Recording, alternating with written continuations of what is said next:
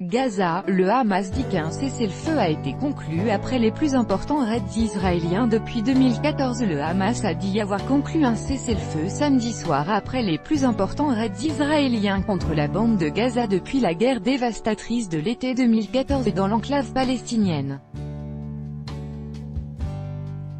2 Palestiniens ont été tués dans ces frappes qui sont intervenues au lendemain de heurts meurtriers à la frontière entre Israël et la bande de Gaza et après une confrontation nocturne avec le mouvement islamiste Hamas, qui a continué à tirer des roquettes et des obus de mortier sur le territoire israélien samedi alors qu'Israël effectuait des raids aériens. 3 civils israéliens ont été blessés lorsqu'une roquette s'est abattue sur leur maison, dans le sud du pays. Une médiation de l'Égypte a permis de parvenir à un cessez-le-feu, a indiqué un porte-parole du Hamas, Fawzi Baroum dans un communiqué. Interrogé par l'AFP, un porte-parole militaire israélien n'a pas souhaité faire de commentaires. La frappe israélienne qui a tué samedi 2 adolescents de 15 et 16 ans visait un immeuble dans l'ouest de la ville de Gaza, a indiqué le ministère de la Santé dans l'enclave palestinienne dirigée par le Hamas.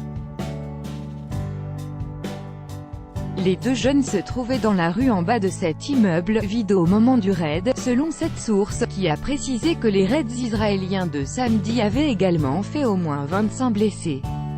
L'armée israélienne a indiqué que ce bâtiment à étages était utilisé à des fins militaires par le Hamas.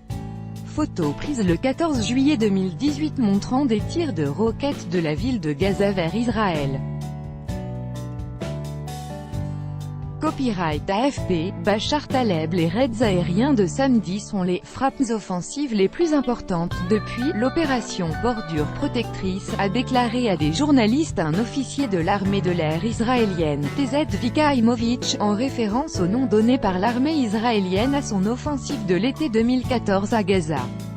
Cette guerre, lancée par Israël pour faire cesser les tirs de roquettes et détruire les tunnels creusés depuis l'enclave, avait fait plus de 2200 morts côté palestinien, en majorité des civils, et 74 côté israélien, en majorité des soldats. Coup le plus dur, l'armée israélienne a infligé au Hamas son coup le plus dur depuis le conflit armé de 2014, a de son côté déclaré le Premier ministre Benjamin Netanyahou dans une vidéo. Les attaques aériennes ont cessé samedi dans la soirée et les médias israéliens et palestiniens faisaient état de rumeurs de cessez-le-feu via une médiation égyptienne ou des Nations Unies. Les raids israéliens, qui ont commencé dans la nuit de vendredi à samedi, interviennent au lendemain d'affrontements à la frontière entre Israël et l'enclave, où 2 jeunes Palestiniens de 15 et 20 ans ont été tués, l'un d'eux étant décédé samedi de ses blessures, et plus de 200 blessés par les forces israéliennes. Un soldat israélien a été également blessé. Depuis le 30 mars, cette zone frontière est le théâtre de manifestations contre le strict blocus israélien et pour le droit au retour des Palestiniens chassés de leurs terres ou qui ont fui à la création d'Israël en 1948. Au moins 141 Palestiniens ont été tués par des tirs israéliens et plus de 4000 blessés par balle depuis le début de ces manifestations. Aucun Israélien n'a été tué, accusé d'usage excessif de la force. L'armée israélienne dit tirer en dernier recours pour protéger ses frontières et accuse le Hamas de se servir du mouvement de protestation pour couvrir des attaques et des tentatives d'infiltration, actes de terreur. L'armée israélienne avait expliqué samedi matin, après des premiers raids nocturnes, qu'elle avait visé des cibles du Hamas et avait riposté à des actes de terreur pendant les violentes émeutes qui avaient eu lieu quelques heures auparavant, le long de la clôture de sécurité qui sépare le territoire israélien de l'enclave palestinienne.